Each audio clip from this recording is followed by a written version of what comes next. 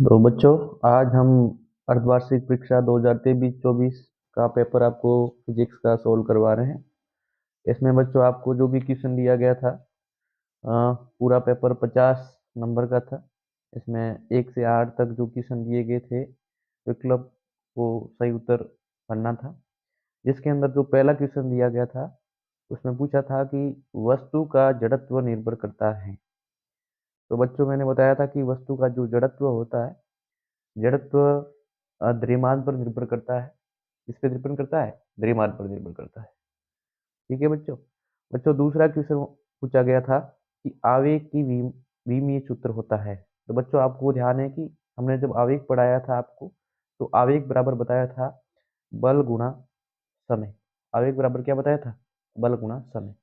तो बच्चों, बल की जो डायमेंशन होती है बच्चों, m1 l1 t-2 होती है, और समय की बच्चों क्या होती है? t1 होती है। तो बच्चों, हमारे पास यहाँ से डायमंड आ जाएगी m1 l1 t-2 और ये t1। तो हमारे पास आ जाएगा m1 l1 t-1, क्योंकि ये t-2 से ये t1 तो एक कम कम हो जाएगी पावर, तो m1 l1 t-1। बच्चों, नेक्स्ट क्वेश्चन दे रखा था कि 1 किलोग्राम भार बराबर होता है। तो बच्चों, मैंने आपको बताया था कि 1 किलोग्राम भार होता है वो 9.8 न्यूटन होता है। 9.8 न्यूटन होता है। ठीक है बच्चों। और हमने ग्राम में भार बताया था, तो बच्चों आपको बताया होता तो 980 न्यूटन बताया था, लेकिन इसका आंसर बच्चों क्या है? 1 किलोग्राम पूछा है, तो 1 किलोग्राम में 9.8 न्यूटन होगा। बच्चों, दूसरा दे रखा है पूर्ण प्रत्यास्थ टक्कर के लिए प्रत्यास्थता गुणांक ई का मान होता है। तो बच्चों, ये हमारे पास हम दो टक्कर करवाते हैं पूर्णतः प्रत्यास्थ, तो पूर्व टक्कर और उसके पश्चात की टक्कर के अंदर मैंने बताया था कि कुल संवेग क्या रहता है? सुरक्षित रहता है। तो टक्कर के पहले यदि दो हमारे पास पिंड है, u1 है, दूसरा क्या है? u2 है, और इस टक्कर के बाद उसका वेग हो जाता है v1, और दूसरे का क्या हो जाता है? v2 हो जाता है। तो बच्चों, इन दोनों का अनुपात, टक्कर के पश्चात और टक्कर के पहले के दोनों का अनुपात ही क्या कहलाता है? प्रत्यास्थता गुणांक ई कहलाता है। और ये पूर्णतः प्रत्यास्थ होती है, इसलिए इस टक्कर के गुणांक का जो मान होता है, v1, इसमें ज्यादा कौन होगा? v2, तो v2 minus v1, u1 minus u2, और ये प्रत्यास्थता गुणांक कहलाता है। और इसका मान कितना होगा बच्चों? 1। कितना होगा? 1 होगा। बच्चों, आपको पता है नेक्स्ट क्वेश्चन पूछा गया था कि बाह्य बल की अनुपस्थिति में द्रव्यमान के अंदर का वेग। तो बाह्य बल की अनुपस्थिति में द्रव्यमान के अंदर का वेग पूछा गया था बच्चों। ये कहता है कि शून्य होगा, बढ़ेगा, घटेगा या नियत रहेगा। तो इसका आंसर था बच्चों नियत रहेगा। बच्चों, इसमें पूछा गया था बाह्य बल की अनुपस्थिति में हमारे पास ये इसका द्रव्यमान के अंदर है, तो ये बाह्य बल की अनुपस्थिति में कह रहा है, इसका मतलब इसका जो त्वरण है वो कितना है? 0। त्वरण क्या है? त्वरण नहीं है। बाह्य बल की मतलब बल नहीं है, तो बल नहीं है तो F बराबर क्या होता है? m है ना। और तो यहाँ पे क्या त्वरण भी नहीं है, तो त्वरण कब नहीं होगा? जब v क्या होगा? कांस्टेंट हो। v क्या होगा? नियत होगा। यदि इसका वेग क्या होगा? नियत होगा, है ना। त्वरण 0, इसका मतलब क्या है? वेग कांस्टेंट है, तो यहाँ पे वेग क्या होगा? कांस्टेंट होगा।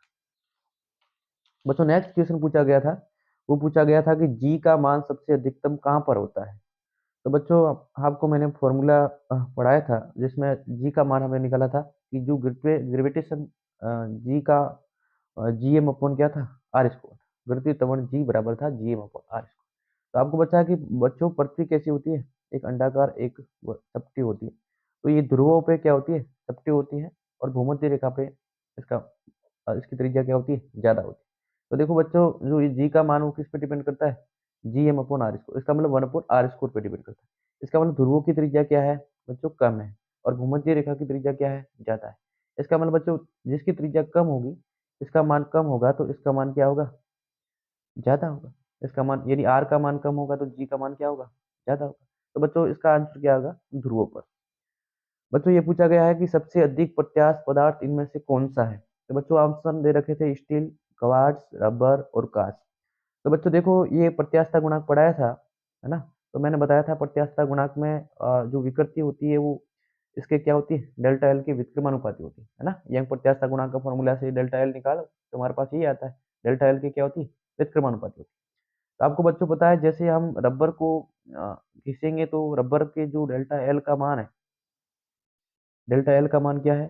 ज्यादा होगा, है ना। रबर के लिए हम खींचेंगे, रबर ज्यादा खींचेगा, तो इसका डेल्टा एल का मान ज्यादा होगा।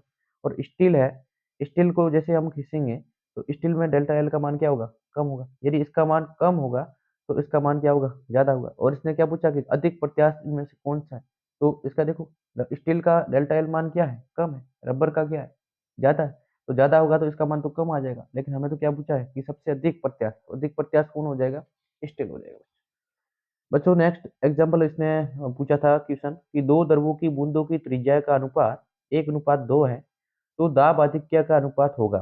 तो बच्चों ये आपको मैंने यूनिट नहीं करवाया था, लेकिन बच्चों इसका जो फॉर्मूला होता है वो होता है P इक्वल टू दाब 2T upon R, R radius है, टी इसका पृष्ठ तनाव है। तो बच्चों हम यदि मानते हैं कि जो पहली बूंद है उसका दाब है वो P1 है, और दूसरी बूंद है उसका दाब P2 है, और दोनों पे पृष्ठ तनाव T लग रहा है, इस पे भी T है और इस पे T। इसकी त्रिज्या R1 है और इसकी त्रिज्या R2 है। तो हमारे पास फॉर्मूला क्या आ जाएगा इसके अकॉर्डिंग, P बराबर 2T अपॉन R। तो बच्चों P, मैं इसका P1 का फॉर्मूला लिखूंगा तो P1 बराबर क्या आ जाएगा 2T अपॉन R1, और P2 बराबर क्या आ जाएगा 2T अपॉन R2। यदि P1 और P2 का अनुपात निकालेंगे तो R2 अपॉन R1 हो जाएगा, है ना। तो R2 अपॉन R2 का मान कितना है, 2 है, R1 का मान कितना है, 1। तो इसका आंसर क्या हो जाएगा, 2:1 हो जाएगा। बच्चों जो नेक्स्ट क्वेश्चन पूछा गया था उसने पूछा था कि 1 जूल ऊर्जा का मान सीजीएस पद्धति में कितना होता है। तो बच्चों आपको भी बताया था कि ऊर्जा का मात्रक क्या होता है, जूल होता है। ऊर्जा का मात्रक क्या होता है, जूल होता है। और हमने इसको जूल को, 1 जूल को हमने सीजीएस में कन्वर्ट किया था, तो आपको पता है इसका आंसर आया था 7 10 की घात 7 अर्ग है। कितना आया था, 10 की घात 7। ऐसा कैसा आपको मैंने और करवाया था कि 1 न्यूटन को हमने बदला था डाइन में। 1 न्यूटन को किसमें बदला था, डाइन में। तो वो डाइन आया था, तो 1 न्यूटन में 10 की घात 5 डाइन थे। इसी प्रकार नेक्स्ट क्वेश्चन ने पूछा था कि एक अश्व शक्ति में वोट होते हैं, तो एक अश्व शक्ति में कितने वोट होते हैं बच्चों, 746 वोट होते हैं।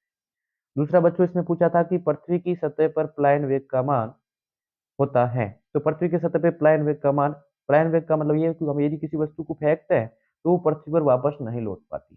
तो ऐसा वेग होता है यदि हम 11.2 किलोमीटर प्रति सेकंड, 1 सेकंड के अंदर हम 11.2 किलोमीटर प्रति सेकंड से कोई वस्तु फेंक देते हैं, तो वो वस्तु हमारे पृथ्वी पर वापस नहीं लौटेगी। ठीक है बच्चों। अगला क्वेश्चन बच्चों पूछा था कि भौतिक विज्ञान में रेडियम स्टेरेडियम के पूरक मात्रक कहलाते हैं।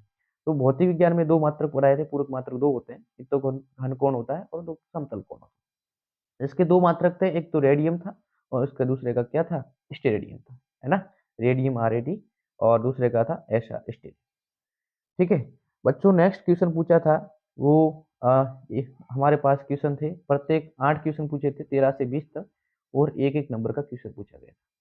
तो बच्चों जो क्वेश्चन पूछा गया था, पहला क्वेश्चन पूछा था कि एसआई पद्धति में विद्युत धारा का मात्रक होता है। तो बच्चों एसआई पद्धति में हमने 7 मात्रक पढ़े थे, 7 मात्रक में एक विद्युत धारा भी आई थी, और विद्युत धारा का मात्रक एम्पियर होता है, जिसे हमने बच्चों ए से लिखा था, है ना। बच्चों नेक्स्ट पूछा है कि त्रिविमीय गति का कोई उदाहरण दीजिए। त्रिविमीय मतलब स्पेस के अंदर, जैसे पतंग की गति है, कीट की गति है, कोई उड़ते हुए कबूतर की गति है, ये सारी कैसी गतियां हैं, त्रिविमीय गति। ठीक है बच्चों। बच्चों नेक्स्ट क्वेश्चन पूछा है कि एक खिलाड़ी गेंद को क्षैतिज से किस झुकाव पर फेंके कि गेंद अधिकतम दूरी तक जावे। तो बच्चों मैंने बताया था कि इसके अंदर यदि किसी गेंद को थीटा बराबर 45 डिग्री से हम किसी वस्तु को फेंकेंगे तो वो सबसे अधिक दूरी भी है। हाँ बच्चों नेक्स्ट क्वेश्चन पूछा है कि गडर की आकृति आई रूप में बनाना क्या कारण है। तो बच्चों गडर की